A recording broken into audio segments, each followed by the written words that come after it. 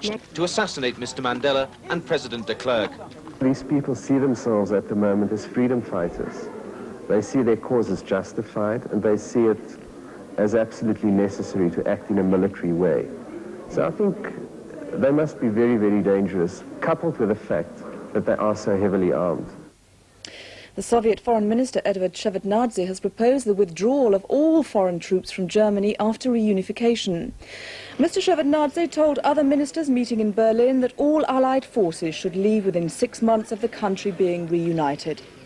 Our next news is at 5:40. In the meantime, a very good afternoon.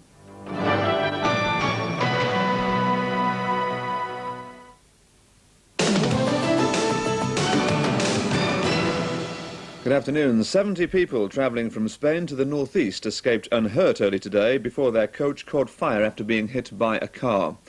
The French driver of the car died in the accident, which happened near Boulogne in France. The twin-decker coach from Siesta International in Middlesbrough was bringing holidaymakers back from the northern Spanish resorts of Tossa and Estartí. 49 of the passengers were from the northeast. It's believed the car went out of control, hit the coach, then burst into flames. The coach caught fire, but the passengers and 3 crew escaped without injury. The passengers are due back this evening on another vehicle. A man is being questioned by police about the Julie Seed case. 22-year-old Julie of Cockfield near Bishop Auckland was found last Friday in a pool of blood with severe head injuries between junctions 14 and 15 on the northbound sections of the M6 near Stafford. Detectives last night staged a 4-hour reconstruction of her last known movements at Hilton Park service station on the M6 near Cannock, where it's believed she obtained a lift while hitchhiking to Sheffield. Staffordshire police questioned more than 100 people, and a 39-year-old man is now in custody helping with inquiries. Julie is in a poor but stable condition at the North Staffordshire Royal Infirmary at Stoke. Detectives investigating the murder of an elderly County Durham widow have issued a new appeal to the public. 61-year-old Thelma Clark was found strangled at her home in Keir Hardy Avenue in South Stanley on Tuesday. Her purse is missing, and it's thought robbery may be the motive. She was last definitely seen alive 8 days ago on Thursday, June the 14th. There's been another unconfirmed sighting in the Hollyhill Gardens shopping area of South Stanley on Saturday afternoon.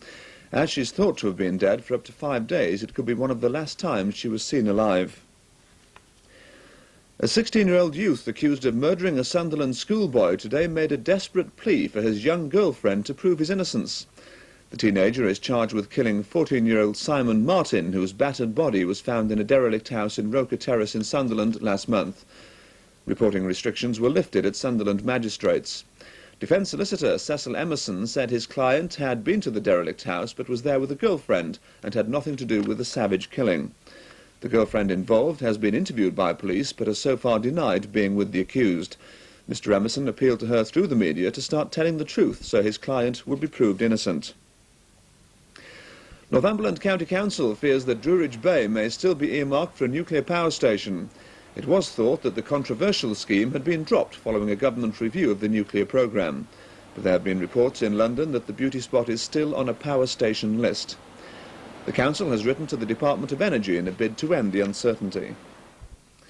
Nearly 2,000 people who haven't paid their poll tax have been dealt with in 2 days of court hearings at South Shields and Hebburn. South Tyneside Borough Council, which brought action against the non-payers, say the hearings have been a success, despite efforts by anti-poll tax organisations to disrupt proceedings. A further 6,000 summonses will be issued within the next few weeks if other people don't start paying.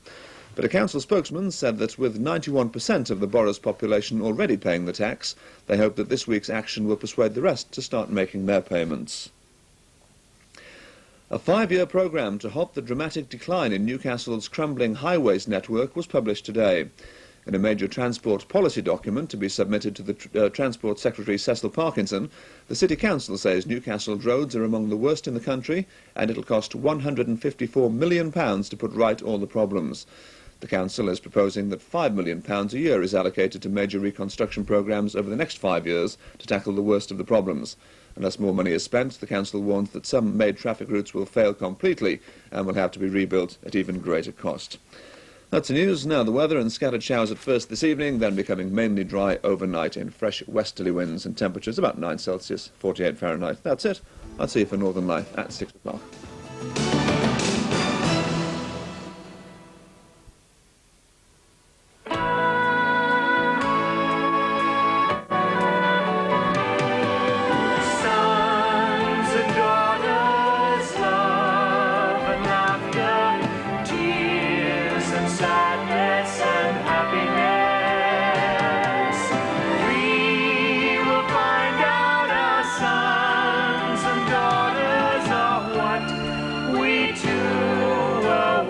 fly.